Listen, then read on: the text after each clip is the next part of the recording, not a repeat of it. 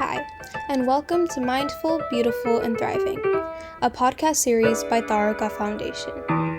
In last week's youth series episode, Malavika and Anya, two of Taarika's youth team members, discussed the importance of spending time alone and how that plays a vital role in the journey to self-love. Today, we will be rounding off our Youth Self-Compassion series with an episode about meaningful passions and the importance of that. So without further ado, I will let Malavika and Anya take it away.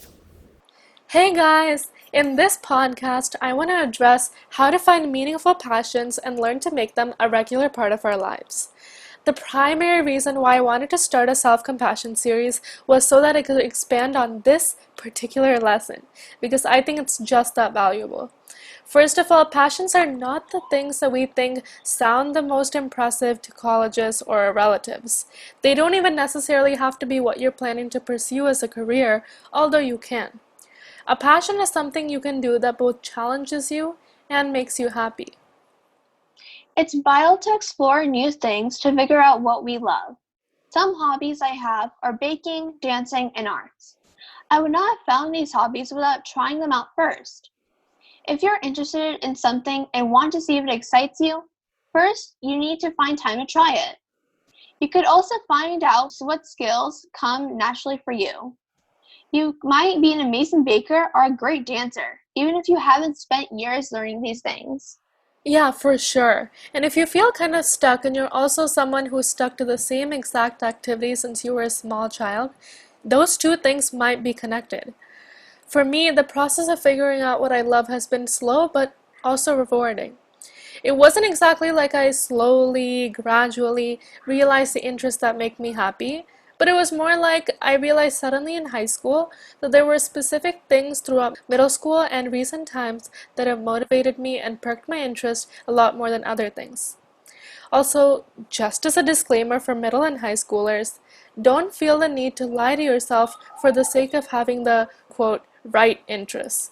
You can be a great CS major and future tech god and still be passionate about music or watercolor painting or Jane Austen books.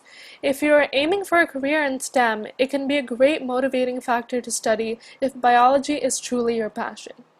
However, if you're also passionate about writing or singing or painting, these interests can help you approach your future career with a unique perspective, which will ultimately only be an advantage when you're older.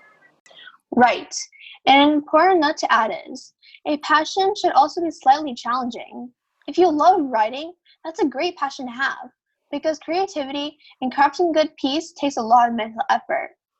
On the other hand, watching Netflix isn't something we could consider a meaningful passion, because it's a passive activity that doesn't require your thought. Just because you want to pursue a certain pathway and have a particular future in mind doesn't mean you need to let go of everything unrelated to it.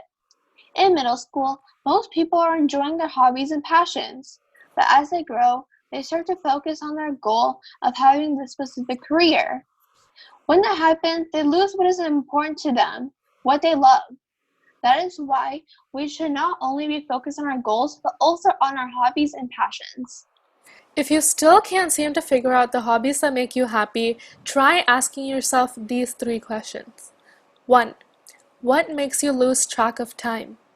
2. What do you love talking about? And 3. What makes you the most proud of yourself? Our last point is about learning not to compromise our passions. You have to find time to do these things we've mentioned, likely because your schedule probably already feels full. This new chunk of time is to unwind, get in our zones, and block out the rest. We all need a block of time, maybe 20 minutes a day, to do what we enjoy. Without this time, you might feel too busy to do something fun with yourself or others. If you feel like you don't have enough time to work on your passions, schedule in time. We always waste time here and there and still call ourselves productive. But writing down our to-do list and scheduling in our priorities leaves no room to lie to ourselves. If we get 8 hours of sleep a night, that leaves us 16 hours to get everything done. That's more than enough if you're productive, no matter the low standards you might have for yourself right now. Some of you might scoff at the idea of exploring new interests or figuring out your passions because your parents might disapprove. Thing is, if you really want to get your parents on board, then try to understand your parents' concerns. Take some time to overcome your frustration, and then take some time later to put yourself in their shoes. Parents are always saying they know what's best for us, so give them the benefit of the doubt. Talk to them. Ask them why they don't support you and give them reasons why they should support you. Tell them how you are progressing with your hobby and how your interests and career goals are not mutually exclusive. And the best thing is, diversifying your interests adds depth to your character and worldview, which is something your parents might see value in. To wrap things up, many high schoolers I know struggle with spending their time in ways that are meaningful to them. Even though many people say college prestige is overrated, I do think it can provide you with a great education and an environment well suited for your personality. To me, it seems like many people haven't found their passions because their priorities have been schoolwork and extracurriculars for a long time. While many people love their extracurriculars, many others are doing them for validation and approval, whether it's that of their parents or college admissions officers. This is what I want to emphasize most in this podcast. No one benefits when you reject or ignore your interests, whether or not you figured out what they are. Colleges don't want a facade, and they don't want a one-dimensional STEM student who's limited themselves to a single interest their entire lives. No one can thrive by living a life based on the validation of others. You need validation from yourself first. You may or may not follow the advice this episode offers, but I just want to say, for a long, long time, I had no particular clear goals of my own and didn't really find life to be that meaningful or purposeful. It felt just mediocre, and I did the things that were expected of me and left it at that.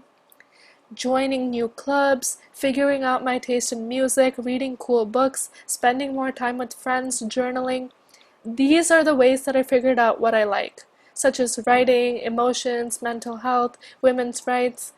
And once I did, I never let any of those things go. In just a few words, 1. Make sure you understand what passions are and why they're significant to uncover. 2. Explore your interests and find your passions. And 3. Invest time into them and don't compromise that time. You are listening to Mindful, Beautiful, and Thriving, a podcast series by Taarika Foundation. As part of our youth series, we will be releasing new episodes every Tuesday and Friday, so make sure to continue to check those out. We hope you enjoyed this podcast, and thank you so much for listening.